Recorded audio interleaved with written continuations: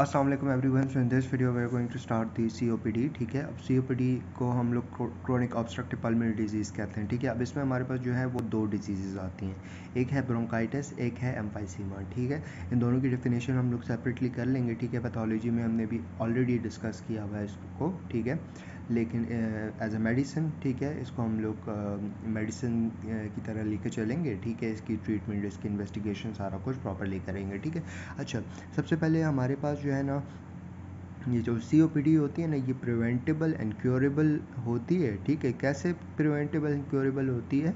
अगर आप जो है रिस्क फैक्टर को एलिमिनेट कर दो ना, ठीक है, तो ये प्रिवेंट हो जाता है। ठीक है, देखो, फिर इसके बाद हमारे पास इसमें क्या होता है, persistent outflow limitation that is progressive and associated with chronic inflammatory response in the airway। ठीक है, क्या होता है, एयर फ्लो लिमिटेशन होती है। ठीक है, और जो आहिस्ता आहिस्ता ज़्यादा हो रही होती है। ठीक है, क्यों क्यों ज़्यादा हो रही होती है? क्रोनिक इन्फ्लेमेशन की वजह से ज़्यादा हो रही होती है। ठीक है, मतलब बेसिकली हमारा जो है एयरवे लिमिटेशन है। फॉर एग्जांपल, पहले एयरवे इतना ज़्यादा खुला था, अब वो बंद हो गया। ठीक है, तो अब वो बंद जब हो जाएगा तो अब क्रोनिक इन्फ्लेमेशन की वजह से तो वो रास्ता जो है वो बंद हो जाएगा और एयरवे लिमिटेशंस हो जाएंगी। ठीक है, फ्लो भी कम हो जाएगा।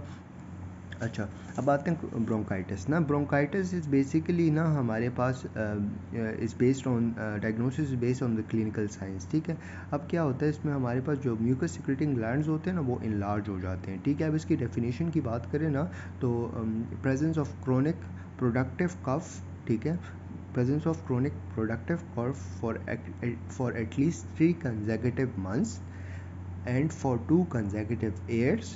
ठीक है, तो उसको आप लोग ब्रोंकाइटिस कहते हो। ठीक है, क्रोनिक ब्रोंकाइटिस। अब इसके लिए हमारे पास एक इंडेक्स होता है जिसको हम कहते हैं रीड इंडेक्स। ठीक है, रीड इंडेक्स बेसिकली क्या होता है ना, इस BC divide by AD। BC जो होता है ना, it's basically the size of the mucus secreting gland divide by जो हमारे पास वो होता है full thickness of the wall जो होती है ना, जैसे बेसमेंट मेम्ब्रेन से लेकर पेरिकॉन्ड्रियम तक जितना भी हमारे पास वो होता है वो हो गया।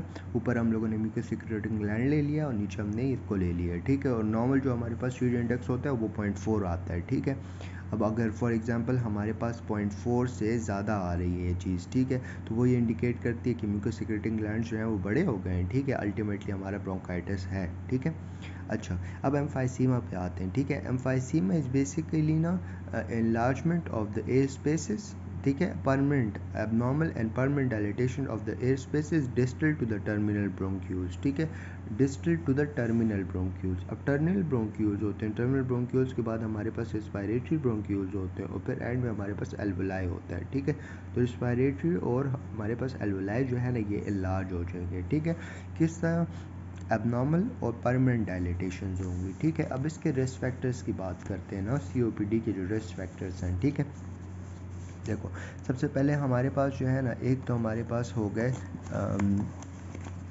Environmental factors. ठीक है, अब इन्वायरमेंटल फैक्टर्स में हमारे पास मोस्ट कॉमन जो है ना वो स्मोकिंग है। ठीक है, टोबैको। ठीक है, फिर इसके बाद हमारे पास पोल्यूशन आ जाता है जो बायोमास फ्यूल होती है। ठीक है, अच्छा, अब बायोमास फ्यूल हो गई। ठीक है, जिसमें हमारे पास जो है वो अच्छा, अब एक तो टोबैको आप याद रख लो, फिर पोल IL याद रख लो ना, तो पी से पोल्यूशन आ जाएंगे, बायोमास फ्यूल जो होते हैं ना। ठीक है, फिर इसके बाद ओ से ऑक्यूपेशन आ जाती है, जैसे जो लोग सिलिका डस्ट में काम करते हैं, या हमारे पास कोल वर्कर्स जो होते हैं, या हमारे पास जो है वो कॉटन इंडस्ट्रीज़ में जो काम करते हैं, डिफरेंट हमारे पास ऑक्यूपेशन लंग डिजीज़ होती है ना। ठीक है, फिर इसके बाद हमारे पास लंग लो बर्थ वेट होता है। ठीक है, फिर हमारे पास लंग की ग्रोथ अगर बहुत ज़्यादा हो जाए, ठीक है, तो ऑब्वियसली उसकी वजह से भी हमारे पास एयर स्पेसेस लार्ज हो सकती हैं और चीज़ें होती हैं। और एल जो लास्ट एल से लोअर सोशल इकोनॉमिक स्टेटस होता है। फिर ह्यूमन फैक्टर होता है जिसमें जेनेटिकल फैक्टर होता है और hyper sensitivity of the airway होता है। ठीक है, hyper activity of the airway.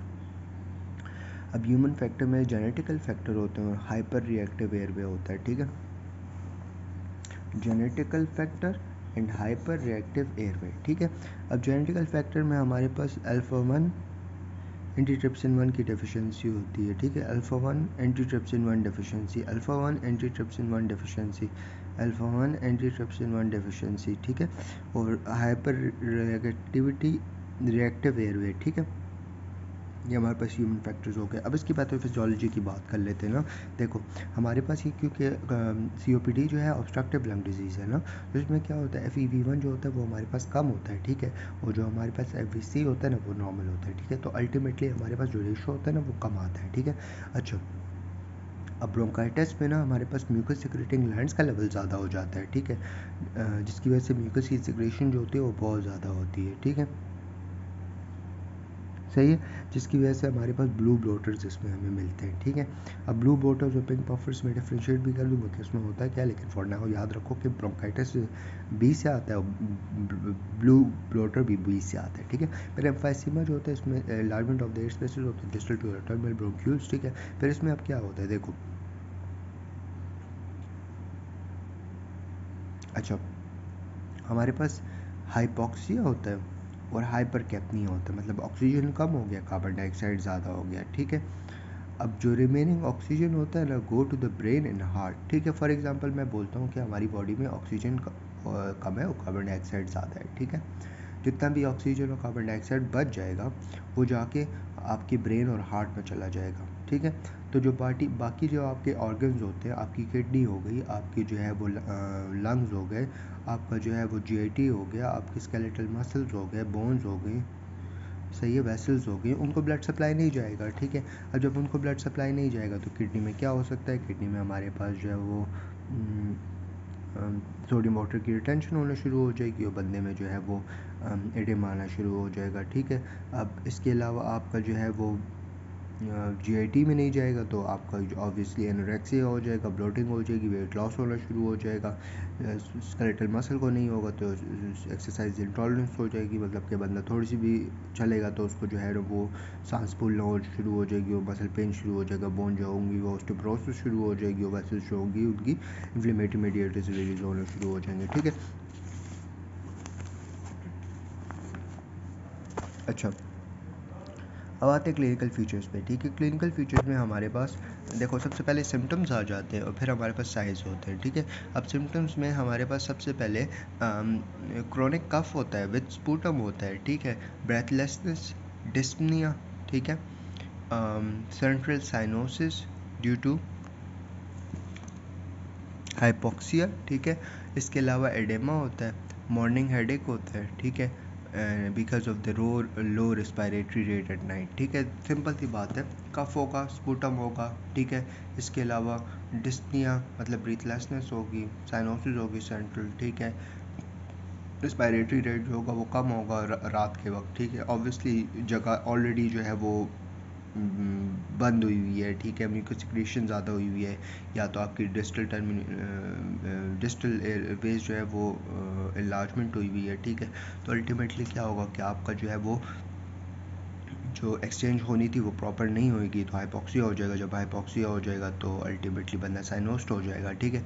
अब इसकी साइंस में बात करें ना तो पेशेंट में क्लबिंग नहीं होती, ठीक है, जो COPD का पेशेंट होता है ना उसमें क्लबिंग नहीं होती। क्लबिंग का निमोनिक मैं आपको बता दूंगा, लेकिन फॉर नाउ जस्ट रिमेंबर कि COPD के पेशेंट में क्लबिंग नहीं होती, ठीक है। देखो मैं आपको क्लबिंग का निमोनिक भी जल्दी जल्दी बता देता हूँ। सी से हमारे पास आता है सिस्टिक फाइब्रोसिस, ठीक है, और साइनोटिक हार्ट डिजीज़, ठीक है। फिर इससे हमारे पास एल से आता है लंग्स मेजियोथेलियोमा, यू से आता है अल्सरेटिव कोलाइटिस, बी से हमारे पास आता है ब्रोंकिक्टेसिस, ठीक है। फिर दूसरे बी से हमारे पास आता है अच्छा इस बी को छोड़ो, इससे इंटरस्टिशियल लंग डिजीज़ आ जाता है, ठीक है।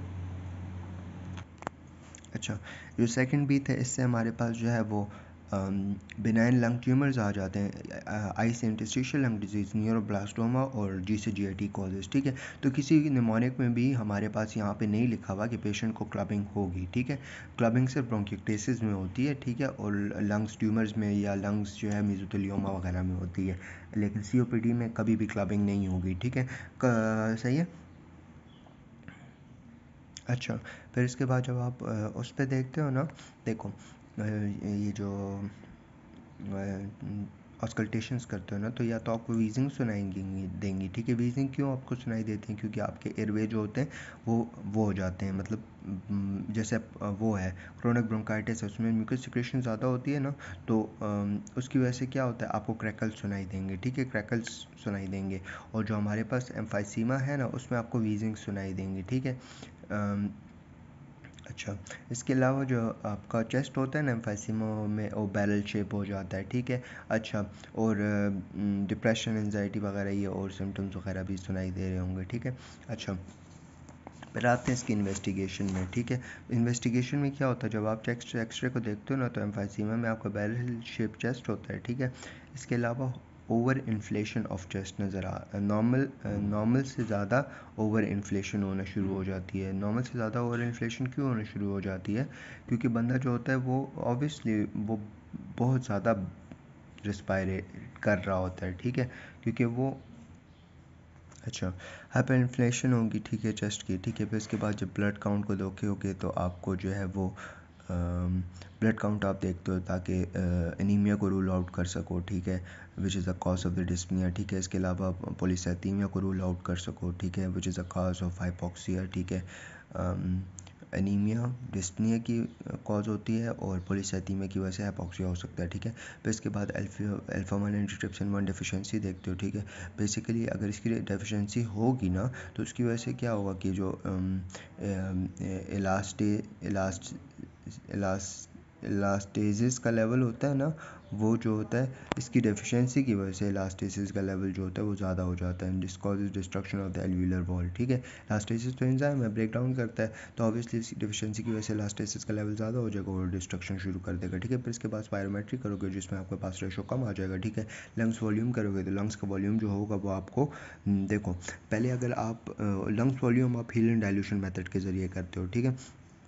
इसमें क्या होता है ना कि जो आपका पहले सरफेस एरिया था ना वो बहुत ज़्यादा था ना, ठीक है, लेकिन अगर आप इसमें बात करो तो आपको वो सरफेस एरिया कम हो गया, ठीक है। जैसे एम्फाइसीमा की अगर हम बात करें ना, तो हमारे पास जो वॉल्यूम होता है वो कम हो जाता है, लंग्स का वॉल्यूम, ठीक है। इसके अलावा एक्सरसाइज स्ट्रेस करते हो, पल्स ऑक्सीमेट्री करते हो, resolution high resolution CT scan वगैरह करते हो, ठीक है। दोबारा बता देता हूँ इन्वेस्टिगेशन में देखो, चेस्ट एक्सरे होगा जिसमें ओवर इन्फ्लेशन, क्योंकि बंदा बहुत ज़्यादा साइंस ले रहा होता है ना, ठीक है, डिस्पनिक होता है, ठीक है, तो टेकेपनिया वगैरह भी होगा पेशेंट को, ठीक है। इसके अलावा ब्लड टेस्ट करते हैं, ठीक है। इसके अलावा अल्फा 1 एंटीट्रिप्सिन 1 की डेफिशिएंसी देखते हो, लंग्स का वॉल्यूम हो गया, स्पायरोमेट्री हो गया, एक्सरसाइज टॉलरेंस टेस्ट हो गया, इसके अलावा pulse oximetry, high resolution CT scan वगैरह हो गया। अब इसकी ट्रीटमेंट में, मैनेजमेंट में आपने क्या करना है ना, देखो जो COPD है ना, इसके हम दो ट्रीटमेंट्स करते हैं। एक हमारे पास जो है वो नॉर्मल ट्रीटमेंट होती है, ठीक है। नॉर्मल आपका एक पेशेंट है जिसको क्रोनिक ब्रोंकाइटिस है, एम्फाइसीमा है, बड़े टाइम से चल रहा है, 6-7 महीने हो गए हैं या 2-3 साल हो गए हैं, तो उसको आप गाओगे, ठीक है।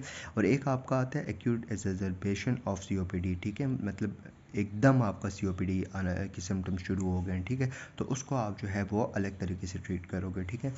जो आपका वो है ना नॉर्मल पेशेंट होता है ना, ठीक है, तो उसमें स्मोकिंग की हिस्ट्री होगी, प्रोग्रेसिव डिस्पनिया वगैरह होगा, ठीक है। सबसे पहले आपने एक्सपोजर को ख़त्म करना है, ठीक है। फिर इसका एक्सपोजर को ख़त्म करने के बाद आपने क्या करना है, देखो, ब्रोंकोडायलिटिस होगी जिसमें बीटा 2 एगोनिस्ट दे दोगे जिसमें सॉल्ब्यूटामॉल, टर्ब्यूटेलिन वगैरह आ जाएगा, ठीक है। शॉर्ट एक्टिंग में, लॉन्ग एक्टिंग में हमारे पास जो है वो सॉल्मेट्रोल एंड फॉर्मेट्रोल आ जाएगा, ठीक है। फिर इसके बाद आप जो है एंटीकोलिनर्जिक्स दे दोगे जिसमें एप्रोट्रोपियम ब्रोमाइड, थायोट्रोपियम ब्रोमाइड दे दोगे, ठीक है। फिर इसके बाद स्टेरॉइड्स प्लस ब्रोंकोडायलिटिस जो है वो कम्बिनेशन में भी दे दोगे। अब स्टेरॉइड्स जो होते हैं ना वो आपके ओरल स्टेरॉइड्स होते हैं, ठीक है। अच्छा, ब्लैक्लोमेथासोन, बुडिसोनाइड वगैरह नहीं, ओरल इज प्रेडनिसोलोन, ठीक है। फिर इसके बाद आप ओरल ग्लूकोकॉर्टिकॉइड्स देते हो, ठीक है, विच इज़ दी प्रेडनिसोलोन, ठीक है। अच्छा, लेकिन जब आप ओरल ग्लूकोकॉर्टिकॉइड्स दे रहे होते हैं ना, तो उसका में आपने ये ख्याल करना होता है कि ऑस्टियोपोरोसिस के चांसेस ज़्यादा होते हैं ओरल ग्लूकोकॉर्टिकॉइड्स की वजह से ना, तो उसके साथ साथ आप पेशेंट का ये भी ख्याल रखते हो कि पेशेंट को ऑस्टियोपोरोसिस ना हो, तो ऐसी मेडिकेशन देते हो जो ऑस्टियोपोरोसिस को भी रोके, ठीक है। इसके अलावा पल्मोनरी रिहेबिलिटेशंस करते हो, एक्सरसाइजेज बंदे को बताते हो कैसी एक्सरसाइज करोगे कि तुम्हारी सांस लेने में तुम्हें मसला ना हो, तुम्हारी जो है वो किस्सा ख़राब ना हो, ठीक है। ऑक्सीजन थेरेपी देते हो, ठीक है। सर्जिकल इंटरवेंशन होती हैं जैसे बुलाई एम्फाइसीमा में बुलाई बन जाते हैं तो उनको ख़त्म करना होता है, ठीक है। इसके अलावा अदर मेथड में आप वैक्सीनेशन कर लेते हो, ठीक है। डिफरेंट हमारे पास जो है वो जो वेंटिलेशंस होती हैं जिसकी वजह से एयरवे जो होते हैं आपके खुल जाते हैं ना, ठीक है, तो वो भी कर लेते हो। ठीक है, दोबारा बताता हूँ, नॉर्मल ट्रीटमेंट में आपने एक्सपोजर को रिमूव करना है, ठीक है, फिर ब्रोंकोडायलेटर्स देने, फिर आपके वो आ जाते हैं स्टेरॉइड्स आ जाते हैं, ठीक है, स्टेरॉइड्स फिर ब्रोंकोडायलेटर, फिर इसके बाद ओरल ग्लूकोकॉर्टिकॉइड्स आ जाते हैं, ठीक है, फिर इसके बाद आप जो है रिहेबिलिटेशन थेरेपी, ऑक्सीजन थेरेपी और फिर सर्जिकल इंटरवेंशन या फिर अदर मेथड्स हैं, ठीक है।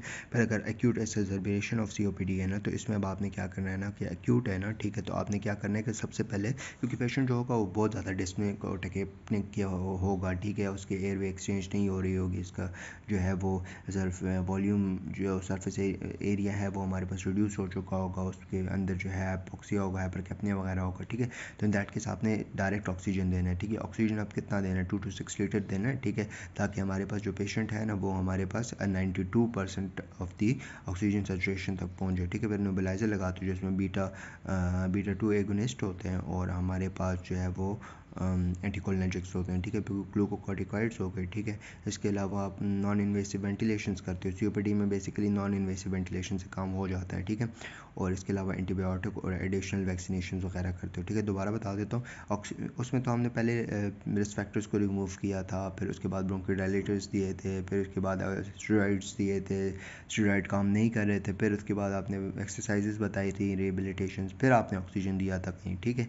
लेकिन इसमें आप डायरेक्ट ऑक्सीजन देते हो, नेबुलाइजर लगाते हो, फिर इसके बाद अगर उससे फ़ायदा नहीं हो रहा स्टेरॉइड भी दे देते हो, नॉन इन्वेसिव वेंटिलेशन करते हो। अच्छा, अगर इससे भी फ़ायदा साथ साथ आप एंटीबायोटिक वैक्सीनेशन दे रहे होते हो, ठीक है।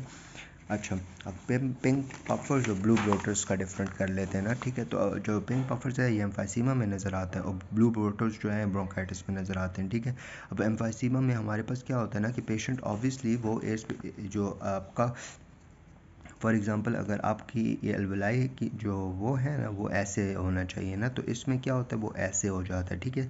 सरफेस एरिया कम हो गया, ठीक है। अब जब सरफेस एरिया कम हो गया है ना तो अल्टीमेटली क्या होगा कि हमारे पास जो है वो एयर जो है वो एक्सचेंज जो है वो कम होगी, ठीक है। एक्सचेंज कम होगी तो बंदा कोशिश करेगा कि मैं ज़्यादा से ज़्यादा सांस लूँ, जब ज़्यादा से ज़्यादा सांस लेगा तो हाइपर वेंटिलेशन करेगा, जब वो हाइपर वेंटिलेशन करेगा, ठीक है, जिसकी वजह से पेशेंट जो होगा वो पिंक होना शुरू हो जाएगा, ठीक है, ताकि वो ज़्यादा से ज़्यादा ऑक्सीजन उसकी बॉडी में चला जाए, ठीक है। और ब्लू ब्लोटर्स में बेसिकली क्या होता है ना, क्रोनिक ब्रोंकाइटिस में हमारे पास म्यूकस सिक्रेटिंग ग्लैंड्स का लेवल ज़्यादा हो जाता है, मतलब बेसिकली हमारे पास ये जगह पूरी म्यूकस से भर जाती है, ठीक है। अब जब वो म्यूकस से भर जाएगी ना तो हमारे पास क्या होगा कि एक तो हाइपोक्सिया हो जाएगा, मतलब ऑक्सीजन जो है वो आके एक्सचेंज नहीं हो पाएगा और कार्बन डाइऑक्साइड जो है वो रिटेन नहीं वो रिलीज़ नहीं हो पाएगा, अल्टीमेटली हाइपर कैप्निया और हाइपोक्सिया हो जाएगा, ठीक है। That's it, we're done with the COPD. If you guys have any question, you guys can ask. Jazakallah khair.